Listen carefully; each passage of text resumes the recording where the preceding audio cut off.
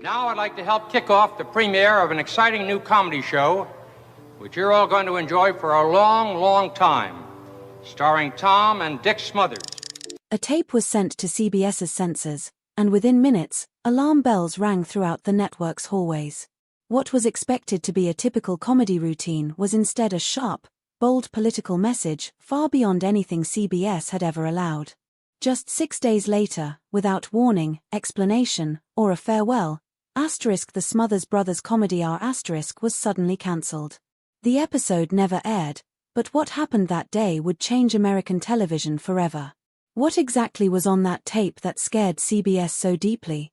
To understand, we must go back to the beginning.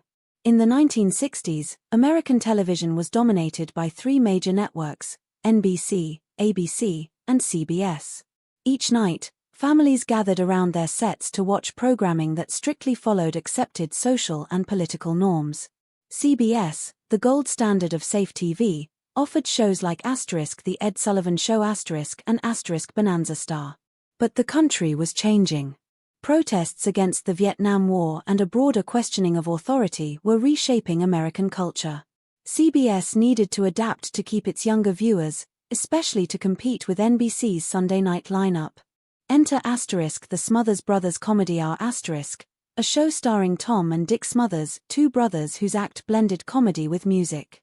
Tom was the goofy, impulsive one. Dick was the straight-laced, musical foil.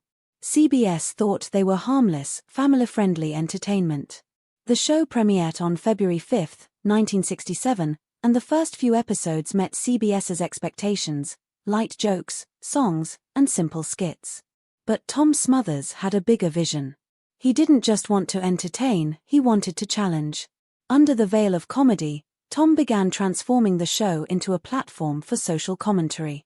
He started booking guests like Pete Seeger, Joan Baez, Jefferson Airplane, and The Who artists who openly discussed war, civil rights, and freedom.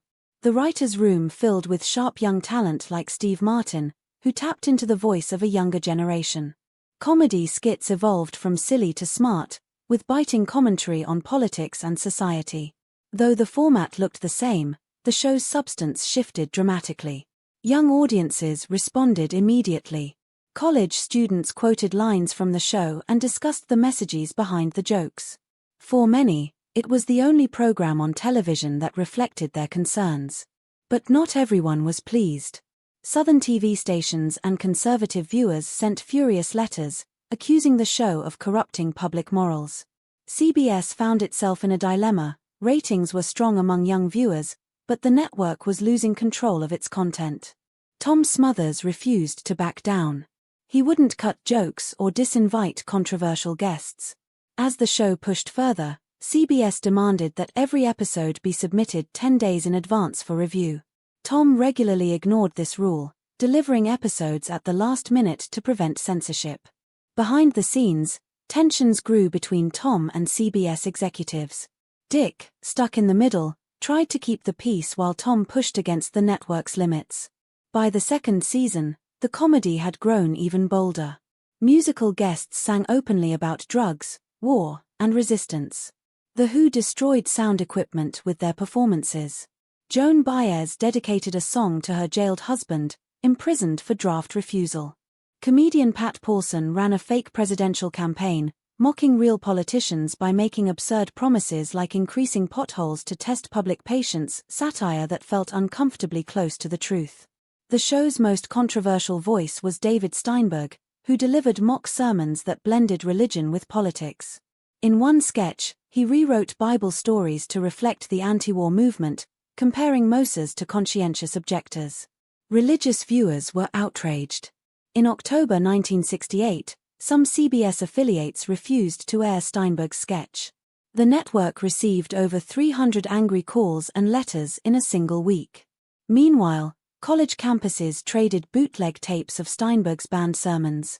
For many young Americans, the Smothers Brothers Comedy Hour became a lifeline, a rare TV show that represented the world they were living in. CBS, increasingly alarmed, tightened the rules. Every script, joke, and guest had to be approved. Still, Tom continued to push. By early 1969, The network had had enough. Local affiliates threatened to pull the show. Advertisers were getting nervous. When Tom invited Steinberg back for another sermon, CBS knew the line was about to be crossed. In April 1969, Tom submitted an episode featuring Steinberg performing a new sermon, this one even more direct. On a stage designed like a synagogue, Steinberg reimagined Moses as a modern anti-war activist. He said Moses wasn't just obeying God, he was defying an unjust ruler, just like young people refusing to fight in Vietnam. Then, looking directly at the camera, he declared, "Sorry, Mr. President, but take your army and go. I will not help you anymore." The audience erupted in applause. CBS executives, however, were horrified. To them, this was a direct attack on President Nixon. The sketch ended with a folk group singing "No More Promised Lands," urging viewers to reject hollow political promises and think for themselves. As Steinberg threw his prayer shawl into the crowd and shouted "Peace, not war," CBS censors shut it down. The network claimed the episode missed its submission deadline, but Tom insisted it was delivered on time.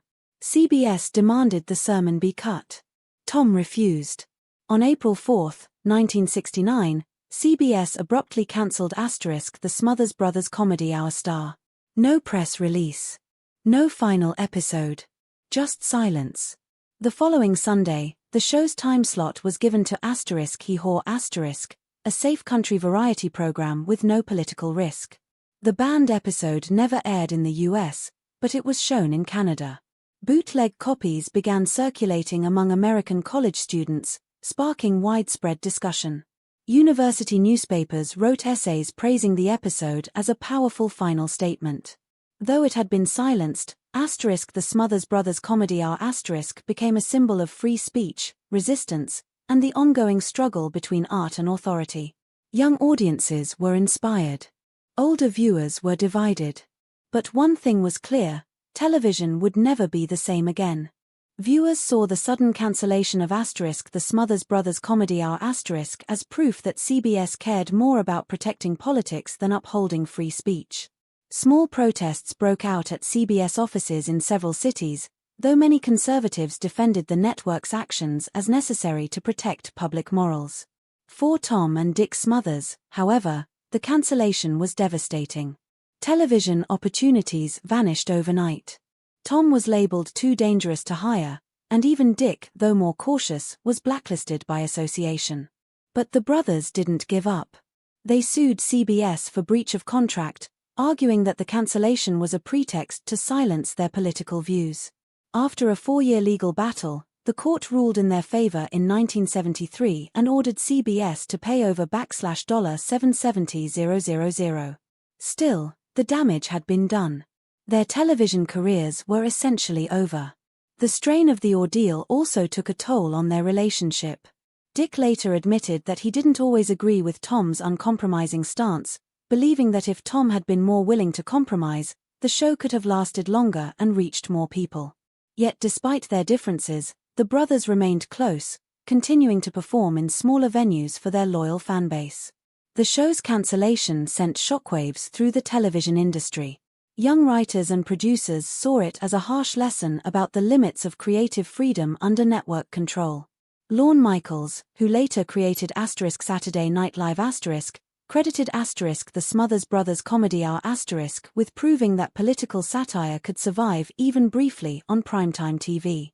For a generation of comedians and artists, Tom and Dick Smothers became icons of artistic courage. The censored tapes of their show became underground treasures, circulated like forbidden relics. Rejected sketches resurfaced years later in personal archives, fueling the legend of a show silenced for speaking too boldly. Over time, public opinion about the show evolved. What had once seemed subversive or inappropriate came to be viewed as brave and visionary. In 2008, nearly 40 years after the cancellation, Tom Smothers received an honorary Emmy Award. In his acceptance speech, he said simply, "Peace is harder than war," a quote that resonated deeply and has since been widely repeated. In 2010, Tom and Dick were inducted into the Television Academy Hall of Fame, finally earning formal recognition for their impact on American media. The show's political legacy was further cemented when it was revealed that Tom and Dick Smothers had been placed on President Nixon's infamous enemies list during the early 1970s.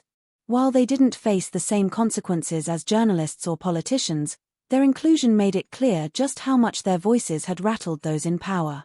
In 2022, the full archive of the show, including scripts, tapes, and unaired sketches, was transferred to UC Santa Barbara for preservation. For the first time, researchers gained access to internal documents, some of which CBS had once ordered destroyed. The digitization of these archives helped reshape the show's legacy for a new generation. When Tom Smothers passed away in late 2023, social media platforms lit up with tributes. Clips from the show, vintage photos, and reflections poured in from comedians like Stephen Colbert, John Oliver, and Sarah Silverman, all of whom credited him as a pioneer of modern political comedy. He was remembered not as a figure of the past, but as a foundation of a bolder, more honest kind of television. Surprisingly, the show found new life in the digital age.